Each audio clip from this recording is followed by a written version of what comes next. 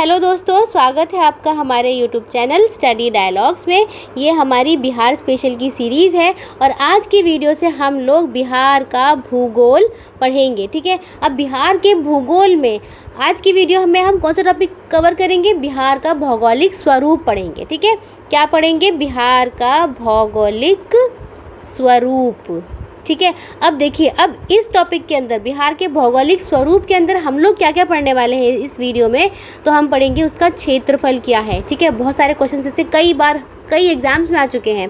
ठीक है ना, बिहार का विस्तार क्या है? ठीक है, बिहार में कितने प्रमंडल हैं? ठीक है, अब उन प्रमंडलों में किन किन प्रमंडलों में कितने ज़िले हैं ये भी पढ़ेंगे। कई क्वेश्चन सीमाओं के भी आते हैं कि किस किस राज्य से ये टच करता है, कौन कौन सी सीमाएं हैं, कौन कौन से ज़िले टच करते हैं। ठीक है ना, जो देश जो है उसकी सीमाएं पढ़ेंगे। ठीक है ना, उसका विभाजन पढ़ेंगे किस तरह से हुआ। और पहाड़ियों में अगर देखा जाए तो शिवालिक की पहाड़ियाँ हैं बिहार में, है ना, शिवालिक की पहाड़ियाँ हो गई, धारवाड़ की पहाड़ियाँ हो गई। तो ऐसे ही बहुत सारे यहाँ पर हम लोग कवर करेंगे। ऐसे ही बहुत सारे चीज़ों को, क्वेश्चंस को, जो इम्पोर्टेंट क्वेश्चंस हैं जो कई बार एग्ज़ाम में रिपीट हो चुके हैं और आने वाले एग्ज़ाम्स में भी रिपीट होंगे। ठीक है, अब आपको पता है कि कुछ ही दिनों बाद कई सारे एग्ज़ाम्स बिहार के होने वाले हैं जिनमें कि स्पेशली बिहार से ही क्वेश्चन पूछे जाते हैं। अब देखिए, सबसे पहला पेपर तो अगर हम देख लें तो बिहार दरोगा का ही पेपर आ रहा है सबसे पहले पेपर। ठीक है ना, बिहार पुलिस का आ रहा है, बिहार एसएससी के एग्ज़ाम्स भी होने वाले हैं। 70वीं बीपीएससी को अगर आप देखें तो वो एग्ज़ाम भी जल्दी ही होने वाला है।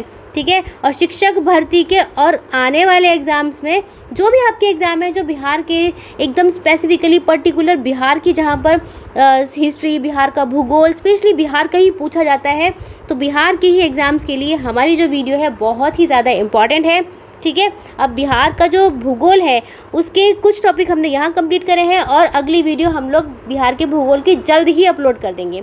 तो इस वीडियो को आप लोग पूरा सुने, स्किप बिल्कुल ना करें और एग्ज़ाम में जाने से पहले इस वीडियो को अच्छे से सुने। ठीक है, और चैनल को सब्सक्राइब भी करें। तो चलिए देख लेते हैं पहला क्वेश्चन क्या है। देखिए, पहला क्वेश्चन है हमारा कि बिहार राज्य का क्षेत्रफल। ये कई बार एग्जाम में पूछा जा चुका है कि बिहार का क्षेत्रफल, यानी कि यहाँ पर पूछा गया है बिहार का एरिया क्या है। तो ये है 94,163 वर्ग किलोमीटर, है ना, वर्ग किलोमीटर यानी कि किलोमीटर स्क्वायर। ठीक है, कितना है? Kilometre square. अब अगर मैं इसको हेक्टेयर में बोलूँ तो हेक्टेयर में आएगा 94.16 लाख हेक्टेयर। ठीक है, कितना आएगा? 94.16 लाख हेक्टेयर। ठीक है, ये आ जाएगा। तो ये हो गया हेक्टेयर में और ये हो गया किलोमीटर में। ठीक है, तो पहला हमारा हो गया है। चलिए, अब देखो, अब इसके अंदर अगर हम देखें ग्रामीण क्षेत्रफल, यानी कि जो बिहार का जो रूरल एरिया है उसकी अगर हम बात करें तो वो कितना आएगा? वो आएगा आपका 92,358। ठीक है, 92,358 वर्ग किलोमीटर स्क्वायर। अब देखो, है ये 94, लेकिन 94 में से 92 तो कितना हो गया? गांव वाला एरिया ही हो गया, जहाँ पे हमारे गांव बसे हैं बिहार के। ठीक है, और अगर हम शहरी यानी कि अर्बन एरियाज़ की अगर हम बात करें, शहरी क्षेत्रफल को देखें तो वो आएगा 1000 में 1804 वर्ग किलोमीटर। ये इम्पॉर्टेंट है। ठीक है, कि गांव का ग्रामीण एरिया बहुत ज़्यादा है एज़ कम्पेयर टू अगर आप बोलें कि शहरी एरिया से। ठीक है ना, शहरी क्षेत्रफल से देखें। ठीक है, चलिए अब हम देख लेते हैं अगला क्या कहता है कि बिहार राज्य का क्षेत्रफल भारत के क्षेत्रफल का कितना प्रतिशत है। अब देखो, एक है हमारा पूरा भारत, पूरा इंडिया। ठीक है, अब ये देखिए, यहाँ हम इसको इस तरह समझ लेते हैं कि ये है हमारा पूरा इंडिया। अब इस इंडिया में छोटा सा बिहार है। ठीक है, अगर मैं इस इंडिया के पूरे क्षेत्रफल को 100% मान लूँ कि हाँ, हमारा भारत का जो क्षेत्रफल है वो 100% है, तो इसमें जो बिहार है जो छोटा सा है उसका क्षेत्रफल कितना परसेंट है? तो उसका क्षेत्रफल है 2.86%। ठीक है ना, बहुत ही छोटा है, 2.86% है। तो ये समझ में आ चुका है आपको ये वाला क्वेश्चन। चलिए, अब देखो, इसमें भी क्षेत्रफल की दृष्टि से अगर हम देखें तो हमारा जो बिहार का जो बिहार राज्य है उसका स्थान कौन से नंबर पे आता है? उसका स्थान आता है 13वें नंबर पर। ठीक है, यानी कि 13th पोजीशन पर आता है अगर हम क्षेत्रफल यानी कि एरिया वाइज अगर हम देखें सारे भारत के जो भी स्टेट्स को लाइन वाइज लगाएंगे जब हम, ठीक है ना, तो जो बिहार का स्थान आएगा वो आएगा 13वें नंबर पर। ठीक है, एरिया वाइज देखें। अब तेलंगाना आपको पता है 2014 में तेलंगाना राज्य बना था, ठीक है। जब तक ये नहीं बना था तब तक हमारा बिहार जो था वह 12वें नंबर पर था, लेकिन इसके बनने के बाद वो 13वें नंबर पर आ गया, ठीक है। चलिए अगला देख लेते हैं। अब अगर हम देखें बिहार राज्य की भू आकृति को देख लेते हैं। देखिए भू आकृति क्या है, यानी कि इसका जो शेप है उसके बारे में यहाँ पर बात करी गई है। तो देखिए बिहार राज्य की जो भू आकृति है वो कैसी है, लगभग आयताकार है, यानी कि रेक्टेंगुलर शेप है इसकी, ठीक है। कैसी है, रेक्टेंगुलर शेप होते हैं। इसको हम यहाँ पर देख भी लेते हैं। देखो ये है बिहार का मैप है, ठीक है ना। अब यहाँ पर अगर आप इसकी बाउंड्री को ऐसे पूरी आउटलाइन करेंगे तो आपको रफली क्या देखा जाएगा कि यहाँ पर रफली ये आयत जैसा ही है, यानी कि ये क्या है, एक रेक्टेंगल जैसा ही है, ठीक है। इसकी आउटलाइन जब करेंगे तो एक ऐसा रेक्टेंगल जैसा ही आएगा, इसीलिए हम इसको लगभग क्या कह देते हैं, इसको कहा जाता है कि ये आयताकार इसकी शेप है, ठीक है, रेक्टेंगुलर इसकी शेप है। चलिए अब अगर मैं देखूं कि बिहार का विस्तार में, ये बहुत ज़्यादा इम्पॉर्टेंट है कि बिहार का विस्तार, ठीक है। अब बिहार का विस्तार से क्या मतलब है कि हम इसके अक्षांश कि कौन कौन से अक्षांश का क्या विस्तार है और देशांतर के रूप में अगर देखा जाए तो क्या विस्तार है, ठीक है। अब देखिए, अब इसका जो अक्षांश है, अक्षांश जो है वो आता है, अक्षांश मैंने आपको बताया था, देखिए ये हम आपको पहले भी एनसीईआरटी में पढ़ा चुके हैं कि अक्षांश क्या है और देशांतर क्या है। जैसे कि ये हमारी पृथ्वी है, ठीक है ना, अर्थ है, तो 0 डिग्री पर क्या होती है, इक्वेटर होती है। अब इस इक्वेटर के ही मतलब कि विषुवत रेखा के पैरेलल जो लाइंस चलती हैं, है ना, और ऊपर की तरफ जा रही हैं, ठीक है, और उत्तरी पोल में, ठीक है ना, उत्तरी पोल में जा रही है यहाँ पर, तो इन वाली लाइंस को हम लोग क्या बोलेंगे, उत्तरी पोल या फिर दक्षिणी पोल में जो जा रही हैं, ऐसी पैरेलल लाइनों को हम लोग बोलते हैं अक्षांश बोलते हैं, ठीक है। अब एक होता है देशांतर, देशांतर में उत्तर और दक्षिणी पोल को मिलाने वाली लाइनें होती है, ठीक है ना। तो अक्षांश को पहले हम देख लेते हैं कि अक्षांश को इंग्लिश में हम लोग क्या बोलते हैं, ये बोलते हैं लैटीट्यूड, ठीक है ना, लैटीट्यूड बोलते हैं।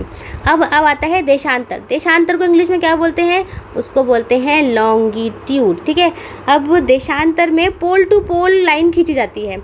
अब मैंने आपको जब एनसीईआरटी में पढ़ाया था, ठीक है, तो मैंने आपको संतरे की फाड़ी का एग्जाम्पल भी दिया था, ठीक है। तो ऐसे ही ये लाइन्स है, और मैंने जब आपको पढ़ाया था तो ये भी बताया था कि भारत का एड्रेस करके समझाया था कि भारत का एड्रेस है हमारी पृथ्वी पर, ठीक है। अब ऐसे ही मानो कि भारत यहाँ पर है, अब उस बड़े से भारत में एक छोटा सा बिहार भी है, अब उसमें भी लैटीट्यूड और लैंगिट्यूडिनल एक्सटेंशन होगा, यानी कि अक्षांश और देशांतर का विस्तार होगा, है ना। तो बस यहाँ पर वही हमें देखना है, और ये जो अक्षांश, लैटीट्यूड, लॉन्गिट्यूड, इसका मैं आपको वीडियो का लिंक भी यहाँ पर प्रोवाइड करवा दूँगी, ठीक है। अब देखिए ये आपने समझ लिया कि एक पूरी पृथ्वी है, पृथ्वी में इंडिया है, ठीक है, इंडिया में क्या है, बिहार है। अब इस इमेजिनेशन को लेके हमें इसको समझना है, ठीक है, इस इमेजिनेशन को लेके समझना है। तो अगर हम देखें अक्षांश को, अगर हम देखें तो देखिए अक्षांश को एक लाइन यहाँ से ऐसे आएगी और एक लाइन यहाँ से इस तरह से आएगी, ठीक है। तो जो नीचे वाली लाइन होगी ना, तो नीचे वाली लाइन का क्या होगा, ये होगा 24 डिग्री, ठीक है, 20 मिनट और 10 सेकंड से लेकर, अब ऊपर जाएंगे, ये 24 से 25 होगा, है ना, 25 से 26 होगा, फिर जाके 27 होगा। तो जब हम ऊपर जाएंगे तो ऊपर कौन सी आएगी डिग्रीज, ऊपर आएगी 27 डिग्री, ठीक है, 31 मिनट और 15 सेकंड, ठीक है। तो ये क्या हो गया, ये हो गया हमारा अक्षांश। ये मैंने अभी आपको क्या बताया है, ये मैंने आपको बताया है अक्षांश है, ठीक है। और जब मैंने आपको बताया था कि हमारा जो पृथ्वी है उसमें जो इंडिया है तो वो हमारे नॉर्थ ईस्ट में है, यानी कि उत्तर पूर्व में है, ठीक है ना, किस में है, उत्तर पूर्व में है। तो ये जो हमारा अक्षांश है इसको हम कहेंगे उत्तरी अक्षांश, ठीक है, उत्तरी अक्षांश हो गया। अब हम समझ लेते हैं देशांतर को। अब देशांतर हमारे ईस्ट में है, यानी कि पूर्व में है, ठीक है। अब देखो देशांतर को अगर मैं देखूं तो ये वही वाली लाइन्स हैं जो कि पोल टू पोल टच करती हैं, यानी कि ये ऐसे आएंगी ये लाइंस, ठीक है ना, ये लाइंस इस तरह से आएंगी। तो ये जो हमारी लाइन है ये आती है जब बिहार शुरू होता है।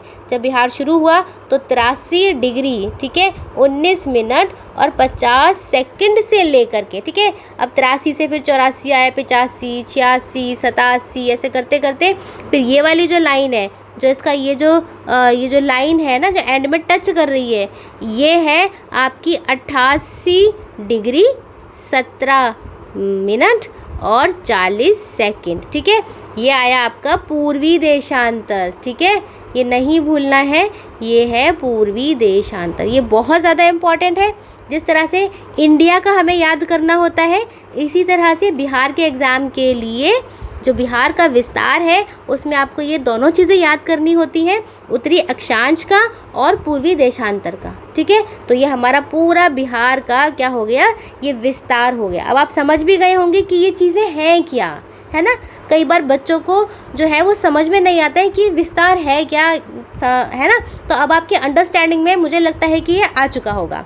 चलिए अब हम पढ़ लेते हैं अगला क्वेश्चन। देखो ये मैंने यही चीज़ें आपको पढ़ाई है कि बिहार का विस्तार 24, 20 और 10 से 27 तक उत्तरी अक्षांश और 83 से लेकर 88 तक पूर्वी देशांतर, इन दोनों के बीच में हमारा बिहार स्थित है, ठीक है। चलिए हमने मैप भी देख लिया। अब हम देख लेते हैं कि बिहार का उत्तर से दक्षिण तक की लंबाई। अब देखो यहाँ क्या है कि उत्तर से दक्षिण तक की लंबाई क्या है।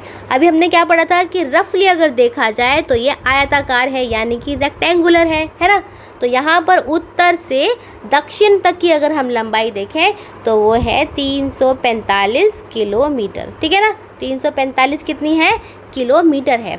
अब हम इसकी लंबाई को देखें, इसकी लंबाई को अगर हम देखें पूरब से पश्चिम तक, ठीक है ना, तो यहाँ पर है पूरब और ये आता है आपका पश्चिम, तो वहाँ पर कितनी लंबाई आएगी, ये आएगी 483 किलोमीटर, ये इसकी लंबाई है। तो ये भी हमें अपने बिहार के बारे में पता होना चाहिए, कभी कभी इतने छोटे क्वेश्चंस भी पूछ लिए जाते हैं, ठीक है। चलिए अब अगला देख लेते हैं। अगला क्या है, अगला देखिए मैंने आपको पढ़ा दिया, चौड़ाई और लंबाई दोनों ही पढ़ा दी हैं, ठीक है ना। अब आता है बिहार राज्य में प्रमंडल। यहाँ प्रमंडल की बात हो रही है, यानी कि डिवीजन्स की बात हो रही है। तो बिहार में कुल संख्या कितनी है, 9 है, ठीक है ना। अब आपको पता होगा कि बिहार का विभाजन जो है वो 15 नवंबर 2000 से हुआ था, है ना। इससे पहले, विभाजन से पहले बिहार में प्रमंडलों की संख्या कितनी थी, 13 थी, लेकिन अब घटकर कितनी रह गई है, 9 रह गई है। क्योंकि डिवीज़न के बाद क्या हुआ, झारखंड अलग से निकल गया, है ना। क्या निकल गया, झारखंड अलग से निकल गया। चलो अब हम यहाँ पर प्रमंडल के नाम देख लेते हैं। तो देखो प्रमंडल का नाम है यहाँ पर, ये है सबसे पहला नाम है भागलपुर। तो भागलपुर में 2 ज़िले आते हैं। कौन कौन से ज़िले हैं, ये है भागलपुर एवं बांका, 2 आ गए। चलो पटना है, ये क्वेश्चन भी पूछ ले जाते हैं कि देखो पटना में आते हैं 6, ठीक है, 6 ज़िले आते हैं, पटना, नालंदा, बक्सर, भोजपुर, रोहतास और कैमूर। अब देखो यहाँ पढ़ने से अच्छा है कि हम इसे मैप में पढ़ लें, ठीक है। तो मैप में देख लेते हैं हम, यहाँ देख लेते हैं हम, ठीक है। सारे प्रमंडल के जो ज़िले हैं वो यहाँ से पढ़ेंगे। अब देखो शुरू से देख लेते हैं। पहला आता है भागलपुर, ठीक है, ये हमारा है भागलपुर। अब भागलपुर में 2 आते हैं, एक तो भागलपुर खुद ही आता है और एक आता है बांका, ठीक है। ये 2 किस में हो गए, ये भागलपुर में हो गए। चलिए अब देख लेते हैं पटना का, इसका, ठीक है। तो पटना में आते हैं 6। तो पटना के कौन कौन से हैं, एक तो पटना खुद है, एक है नालंदा, ठीक है, ये रहा, ये नालंदा है। फिर आता है बक्सर, फिर आता है आपका भोजपुर, ये भोजपुर है, एक रोहतास है और एक है कैमूर, ठीक है। तो ये किस में आ गए, ये आ गए पटना में। चलिए नेक्स्ट देख लेते हैं। तो नेक्स्ट है मगध। मगध में आते हैं 5, ठीक है ना।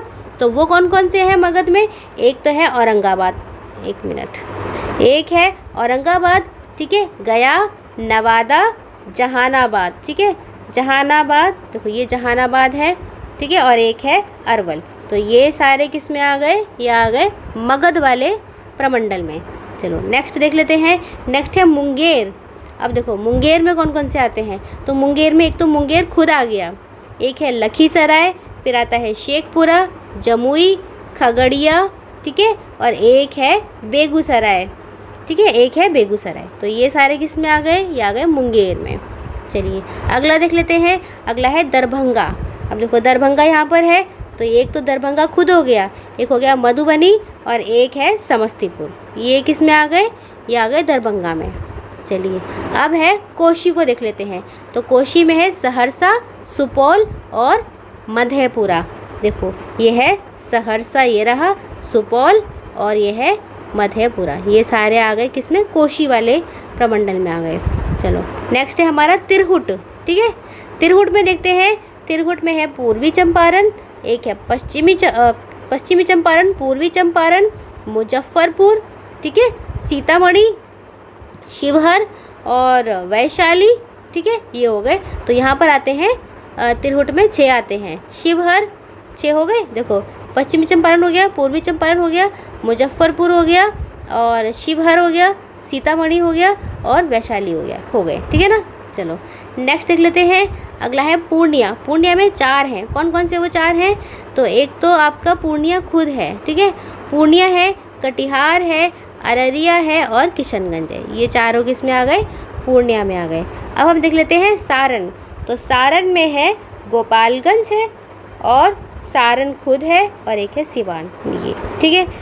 तो 9 की 9 मैंने आपको बता दिए हैं।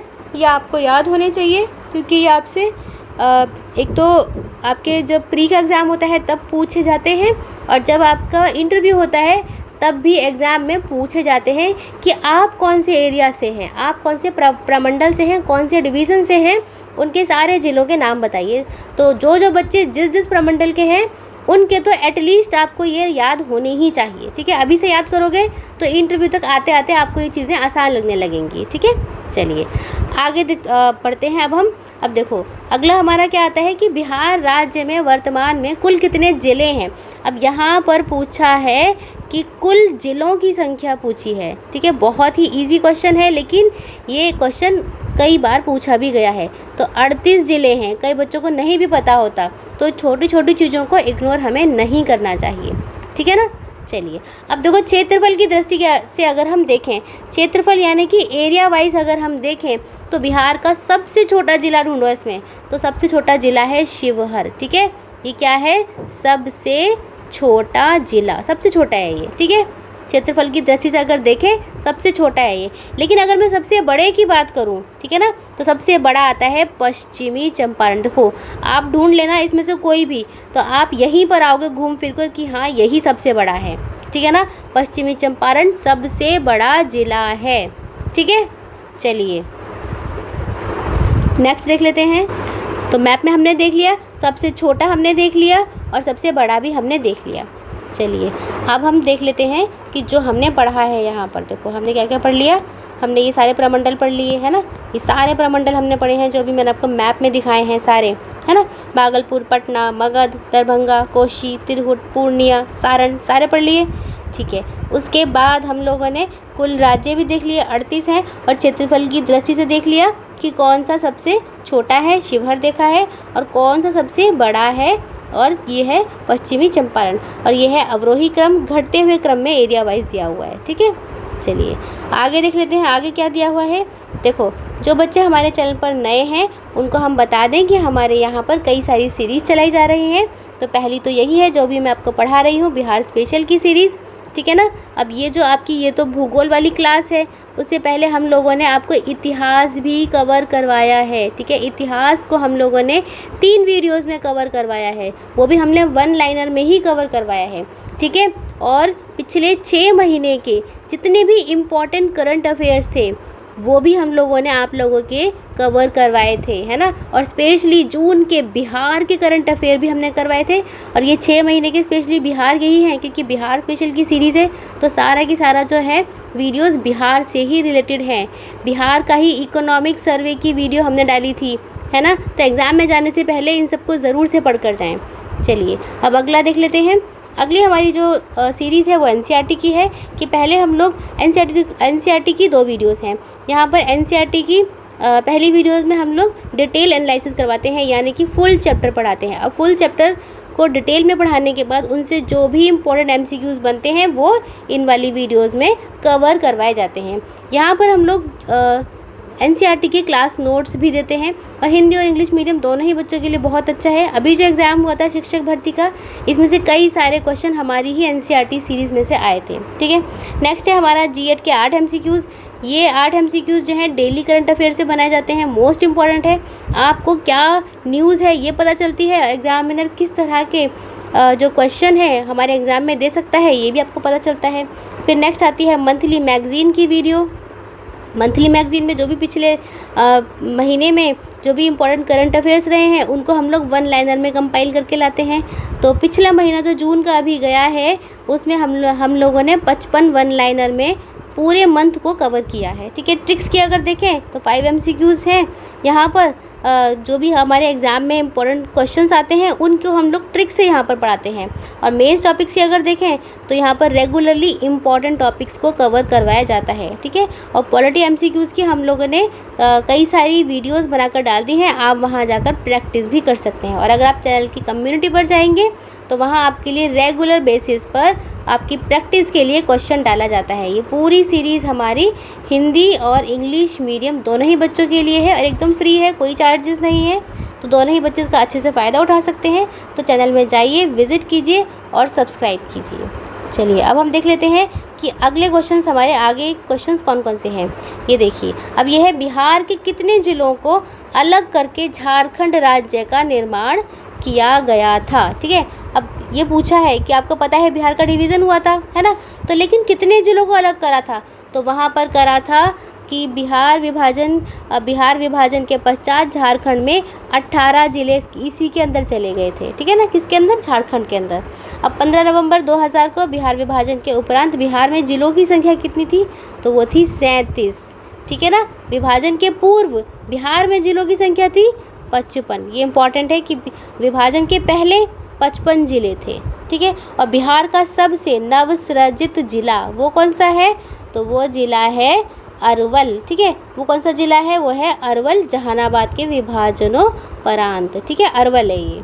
चलो अब अगला देख लेते हैं। अगला है बिहार का ज़िला जिसकी सीमा उत्तर प्रदेश और झारखंड दोनों को स्पर्श करता है। अब हम इसको मैप में देख लेते हैं। ठीक है ना, मैप में देख लेते हैं। वैसे इसका जो है ये रोहतास ज़िला करता है। चलो मैप में देख लेते हैं, मैप में पढ़ना ज़्यादा आसान हो जाएगा हमारे लिए। ये देखो, ये हमारे पास आ चुका है मैप। ये देखो, तो हमारा क्या था कि बिहार का ज़िला जिसकी सीमा, देखो तो मैप में क्या है कि कौन सा ज़िला, बिहार का ज़िला जिसकी सीमा उत्तर प्रदेश, ठीक है, जिसकी सीमा उत्तर प्रदेश और झारखंड दोनों से मिलती है, तो वो कौन सा ज़िला है, वो है हमारा रोहतास ज़िला। देखो ये जो ज़िला है ये रोहतास ज़िला है ना, तो यहाँ से उत्तर प्रदेश की सीमा टच करती है और यहाँ से करती है झारखंड की सीमा। ठीक है, तो ये अकेला ऐसा ज़िला है जो दोनों ही जो राज्य हैं उनकी सीमाओं को टच करता है। ठीक है, चलो अगला पॉइंट देख लेते हैं। देखो, बिहार का ज़िला जिसकी सीमा पश्चिम बंगाल और नेपाल दोनों से स्पर्श करती है, तो इधर की तरफ आपको पता होगा क्या पड़ेगा, इधर की तरफ पड़ेगा पश्चिम बंगाल, है ना, क्या पड़ेगा, पश्चिम बंगाल। अगर आप बिहार के मैप में जाके देखोगे तो यहाँ पर पश्चिम बंगाल पड़ता है। ठीक है, ऊपर की तरफ क्या आता है, ऊपर की तरफ आता है ये नेपाल। अब वो ज़िला बताना है तो वो ज़िला है किशनगंज। ठीक है, क्या है, वो ज़िला है किशनगंज। अब देखो, यहाँ से इधर से नेपाल को टच कर लिया और इधर से पश्चिम बंगाल को टच कर लिया। ठीक है, तो ये वाला ये क्वेश्चन इंपॉर्टेंट है, और ऐसे ही रोहतास, ये क्वेश्चन बहुत इंपॉर्टेंट है। ठीक है, चलिए आगे देख लेते हैं। अब है बिहार का ज़िला जिसकी सीमा नेपाल और उत्तर प्रदेश दोनों को करती है। अब कोई एक ज़िला ऐसा भी है कि जिसकी नेपाल से करती है और उत्तर प्रदेश से करती है, तो वो कौन सा है, तो वो है पश्चिम चंपारण। अब देखो, इधर की तरफ से किसको टच कर दिया, नेपाल को टच कर दिया। ठीक है ना, और यहाँ की तरफ से किसको टच कर दिया, वो उत्तर प्रदेश को कर दिया, तो ये भी इम्पॉर्टेंट हो गया।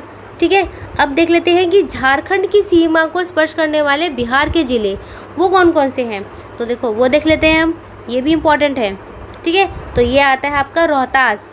कौन कौन सा है, एक है रोहतास, औरंगाबाद, गया, नवादा, जमुई, बांका, भागलपुर और कटिहार। ठीक है। तो ये जो पूरी जो ये जो लाइन है यहाँ से लेके यहाँ तक की, ये किसको टच करते हैं? सारे के सारे डिस्ट्रिक्ट जो ज़िले हैं ये करते हैं झारखंड को, ठीक है। झारखंड की सीमा यहाँ से टच करती है, ठीक है। बिहार और झारखंड की सीमाएं यहाँ से टच करती हैं। चलो अब हम देख लेते हैं कि नेपाल की सीमा को स्पर्श करने वाले कौन कौन से बिहार के ज़िले हैं। तो वो 7 ज़िले हैं, ठीक है, क्योंकि ऊपर की तरफ नेपाल है। अभी आपको दिमाग में भर लेना है कि ऊपर की तरफ कौन से ज़िले हैं और नीचे की तरफ कौन कौन से ज़िले हैं। तो ऊपर जो नेपाल को टच करेंगे वो एक है पश्चिमी चंपारण, ठीक है, पश्चिमी चंपारण हो गया, पूर्वी चंपारण हो गया, सीतामढ़ी है, ठीक है, मधुबनी है। देखो सारे ही नेपाल की सीमा को टच करते हुए चल रहे हैं, ठीक है ना। सीतामढ़ी हो गया, मधुबनी हो गया, ये सुपौल भी हो गया, यहाँ से ये टच कर रहा है सुपौल। फिर आता है अररिया, ठीक है, और ये है किशनगंज। तो ये टोटल हैं, ये 7 ज़िले हैं जो कि बिहार के हैं और टच करते हैं नेपाल की सीमा को टच करते हैं, ठीक है। अब देखो ऐसा ही क्वेश्चन बनता है कि उत्तर प्रदेश की सीमा को टच करने वाले बिहार के ज़िले कौन कौन से हैं। तो ये उत्तर प्रदेश है। अब ये भी हम लोग देख लेते हैं। तो यहाँ से शुरू करते हैं। एक हो गया पश्चिम चंपारण, ठीक है, पश्चिम चंपारण, गोपालगंज, गोपालगंज ने यहाँ से कर लिया, ठीक है। फिर आता है सिवान, सिवान ने कर लिया। फिर आता है ये भोजपुर, ठीक है, भोजपुर ये रहा, ये इधर, ठीक है। फिर आता है बक्सर, ये आता है बक्सर, ठीक है, बक्सर हो गया। फिर आता है भभुआ, भभुआ कैमूर, ठीक है ये, और एक ये सारण यहाँ पे, ये भी हमने देख लिया, ठीक है ना। तो ये थे उत्तर प्रदेश की सीमा को टच करने वाले, ठीक है। चलो अब आगे देख लेते हैं। आगे है, अब देखो बिहार का वो ज़िला जो बंगाल और नेपाल, ये हमने कर लिया है। देखो अब मैं आपको क्वेश्चन दिखाती हूँ कि कौन कौन से क्वेश्चन हमने यहाँ पर कर लिए हैं। हाँ ये देखो, ये हमने सारे कर लिए यहाँ से। ये बिहार का ज़िला जिसकी सीमा उत्तर प्रदेश झारखंड दोनों से लगती है, वो हमने देख लिया, मैप में देख लिया है ना। बिहार का ज़िला जिसकी सीमा नेपाल और उत्तर प्रदेश, वो पश्चिमी चंपारण है। ये देखो बिहार का ज़िला जिसकी सीमा पश्चिम बंगाल और नेपाल, तो वो है किशनगंज, ये भी हमने कर लिया है।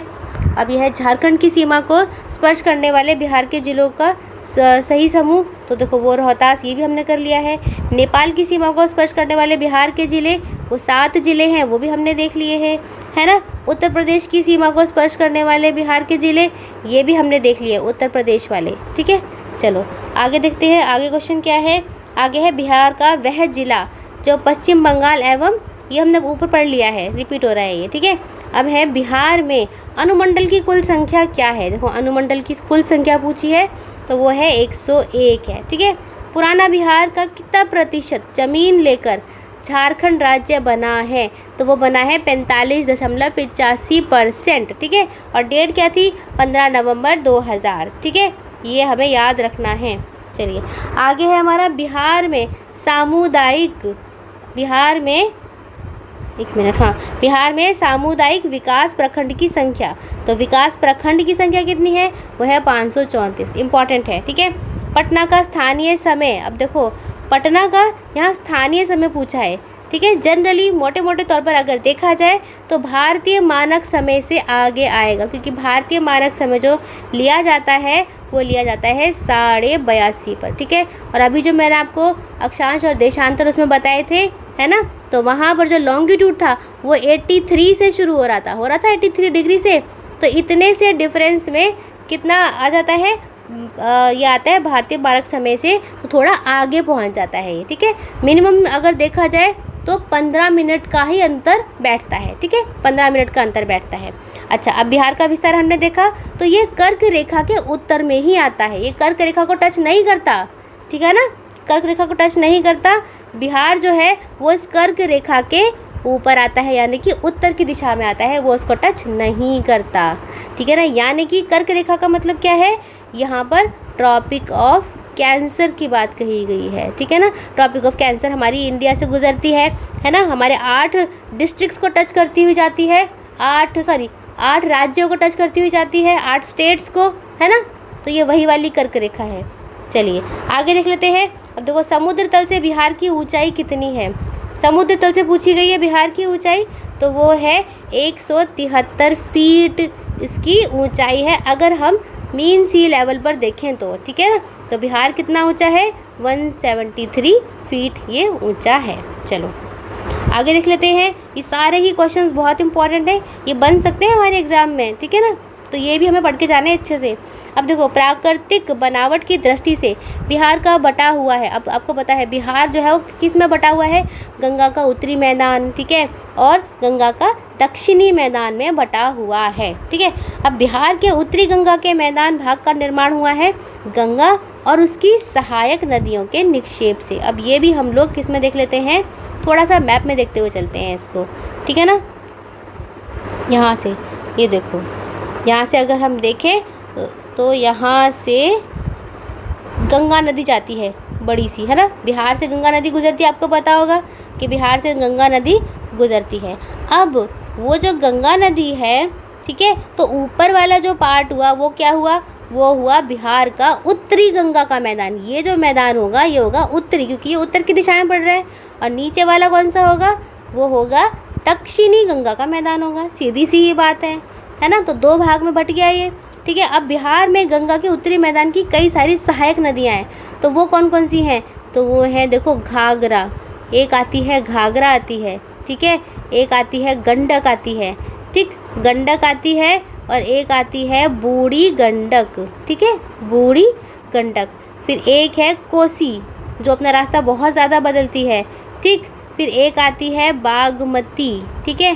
फिर एक आती है कमला बलान। कौन सी आती है, कमला बलान, ठीक है। इंपॉर्टेंट है ये सारी जो मैंने आपको बताई हैं। तो ये और भी हैं कई सारी, ये इंपॉर्टेंट है इसलिए मैंने इनके नाम आपको बताए हैं, ठीक है। तो ये आते हैं उत्तरी मैदान में आने वाली इन नदियों के नाम हैं, ठीक है। तो मैं आशा करती हूँ आपको अब तक तो अच्छे समझ में आ ही रहा होगा, ठीक है।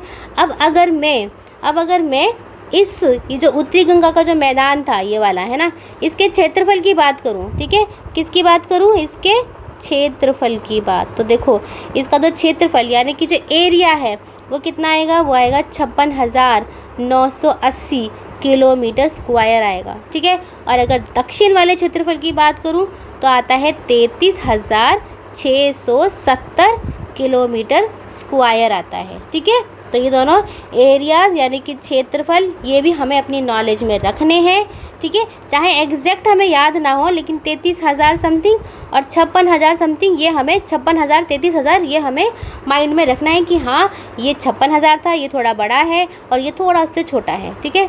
ऐसे हमें मोटा मोटा अपने दिमाग में इसको रखना है। अब देखो सोमेश्वर श्रेणी मतलब सोमेश्वर पहाड़ी श्रृंखला की बात यहाँ पर करी जा रही है। तो सोमेश्वर श्रेणी का जो शीर्ष भाग है ना, उसका जो ऊपर वाला जो भाग है वो बिहार और नेपाल के बीच सीमा रेखा के रूप में जाना जाता है। तो यहाँ पर तो हम इस एरिया को हम ऐसा मान सकते हैं कि यहाँ पर हमारी सोमेश्वर पहाड़ियाँ हैं। तो ऊपर की तरफ क्या हो गया, ऊपर की तरफ हो गया नेपाल और नीचे की तरफ कौन सा हो गया, ये हो गया बिहार। तो इन दोनों के बीच में, ठीक है, और बिहार के उत्तर में, ठीक है, यहाँ पर तो ये क्या है, सोमेश्वर श्रेणी का शीर्ष भाग है, यानी कि ऊपर वाला भाग है, शीर्ष भाग है।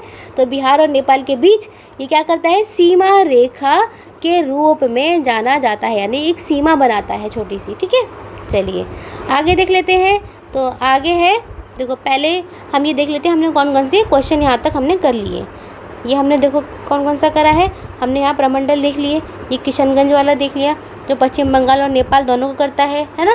कितनी प्रतिशत ज़मीन लेकर झारखंड राज्य बना है ये बता दिया है, ठीक है। ये संख्या ये तो हम पहले ही पढ़ चुके हैं शायद, है ना, 173 फीट वाला। हाँ ये हमने पढ़ी हैं, सारी नदियाँ पढ़ी हैं, घाघरा, गंडक, बूढ़ी गंडक, कोसी। अब देखो उत्तरी मैदान का क्षेत्रफल हो गया, ठीक है, दक्षिणी भाग का क्षेत्रफल हो गया, ये मैंने आपको बता दिया अच्छे से, है ना। आगे और देख लेते हैं। फिर सोमेश्वर पहाड़ी वाला है, ये भी हम लोगों ने यहाँ पर डिस्कस कर लिया है कि सीमा रेखा के रूप में जाना जाता है ये, ठीक है। अब आगे देख लेते हैं, आगे क्या है, ये वही मैप है। अब आता है उत्तर गंगा के मैदान में। देखो यहाँ क्या है, क्योंकि हमने पढ़ा है कि गंगा के उत्तर में, तो गंगा का उत्तर का मैदान है, वहाँ पर शिवालिक पर्वत है ना। शिवालिक पर्वत की श्रेणियों में कौन कौन सी आती हैं, देखो रामदून की पहाड़ियाँ आती हैं, ठीक है, उसकी पूरी श्रृंखला है, और सोमेश्वर पहाड़ी की श्रृंखला है, ये इम्पॉर्टेंट है, ठीक है। तो देखो ऊपर की तरफ कौन सा आएगा, सोमेश्वर वाला आएगा, और उसके नीचे आएगा रामदून वाला, ठीक है, कौन सा आएगा, रामदून, और ये आएगा सोमेश्वर। ये हमें याद रखना है, ठीक है ना। चलो अब है बिहार के दक्षिण पश्चिम क्षेत्र की पहाड़ियाँ। अब दक्षिण में आ जाओ, तो भैया दक्षिण में कौन सी आती हैं, विंध्यास आते हैं यहाँ पर, ठीक है। देखो इसको भी थोड़ा सा यहाँ पर देख लेते हैं, यहाँ पर मैप में। अब देखो अब अपने माइंड में पहले इंडिया के मैप को थोड़ा सा इमेजिन कीजिए, ठीक है। इमेजिन करते हुए चलते हैं और यहाँ पर थोड़ा सा हल्का सा हम इसको ड्रॉ भी कर लेते हैं, ठीक है। तो देखो यहाँ पर है, हमने माना ये हमारा बिहार है। अब यहाँ से विंध्यास की पहाड़ियाँ आ रही हैं यहाँ से, ठीक है। अब ये जो विंध्यास की पहाड़ियाँ आ रही है ना, तो ये बिहार के जो नीचे वाला एरिया है, दक्षिण वाला, ये पहाड़ियाँ यहाँ पर आ रही हैं, ठीक है। अब वो कहाँ पर आएगा, तो ये आएगा बिहार के दक्षिण पश्चिम, ये जो एरिया बनता है हमारा, ठीक है। कौन सा, दक्षिण पश्चिम वाला क्षेत्र है। तो यहाँ पर देखो मैंने अभी आपको क्या बताया, यहाँ से ये जो विंध्यास की पहाड़ियाँ हैं ये बिहार में हल्की हल्की यहाँ पे हमें दिखाई देती हैं इस वाले एरिया में, ठीक है। तो ये वही एरिया है, ठीक है। चलो अब अगला समझ लेते हैं। तो अगला है हमारा नालंदा ज़िले में स्थित। अब देखो नालंदा ज़िला कौन सा है, ये है हमारा नालंदा ज़िला। अब नालंदा ज़िले में स्थित कौन कौन सी पहाड़ियाँ हैं, एक आती हैं राजगीर की पहाड़ियाँ, है ना। वो तो टूरिज़्म का बहुत बड़ा धीरे धीरे हब बनता जा रहा है ना।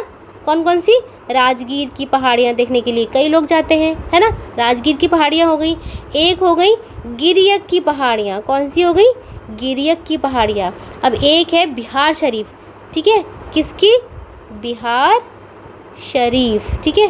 तो बिहार शरीफ की बड़ी पहाड़ी, यहाँ भी लोग घूमने जाते हैं, देखने जाते हैं इन सारे एरियाज़ को, ठीक है। ये इंपॉर्टेंट क्वेश्चन थे सारे के सारे।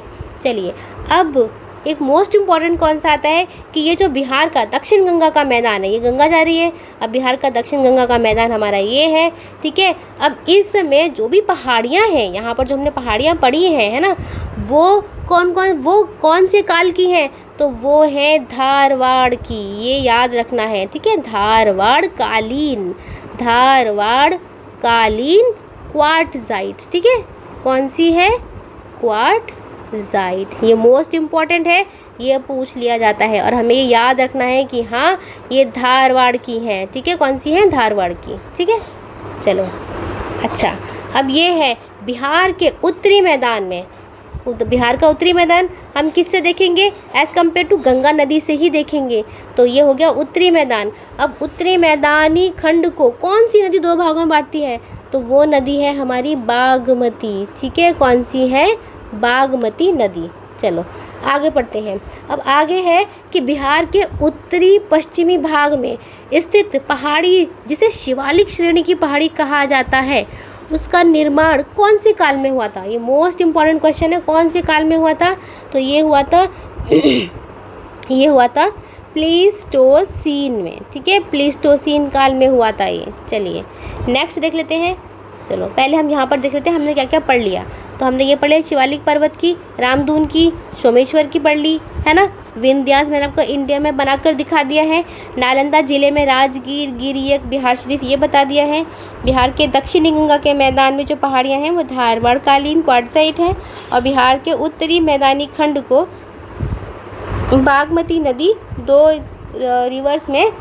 भागों में बांटती है, ठीक है। चलो आगे देख लेते हैं। आगे है वही जो अभी मैंने आपको बताया प्लीस्टोसीन काल वाला। तो यह बिहार के उत्तरी पश्चिमी भाग में स्थित पहाड़ी, जिसे शिवालिक श्रेणी की पहाड़ी कहा जाता है, इसका निर्माण हुआ है। तो ये प्लीस्टोसीन काल में हुआ है, ठीक है। तो ये हमारी वीडियो थी भूगोल को लेकर के। अभी अगले वीडियोस भी हम जल्द से जल्द डाल देंगे भूगोल की, उसमें भी कई सारे टॉपिक्स करवाएंगे, ठीक है। तो मुझे लगता है कि आपको समझ में आया होगा। मैं इस चीज़ में कामयाब रही होंगी कि मैंने आपको ये अच्छे से समझा पाई होंगी, ठीक है। लेकिन अगर फिर भी आपको कोई भी डाउट है तो प्लीज़ आप हमें कमेंट करके ज़रूर बताएं, हम आपके आंसर ज़रूर बताएंगे। और अगर आपका कोई भी सजेशन है, ठीक है ना, हमारे चैनल को लेकर कोई भी सजेशन है तो आप हमें वो भी ज़रूर बताइए। और हमारी वीडियोज़ को ज़्यादा से ज़्यादा शेयर कीजिए, ठीक है, लाइक कीजिए, क्योंकि लाइक करने से हमें सपोर्ट मिलता है, फिर हम और आपके लिए अच्छी अच्छी वीडियोज़ बनाएंगे। और चैनल को सब्सक्राइब ज़रूर कीजिए और अपने दोस्तों से भी सब्सक्राइब करवाइए। तो मिलते हैं नेक्स्ट वीडियो में। Happy learning.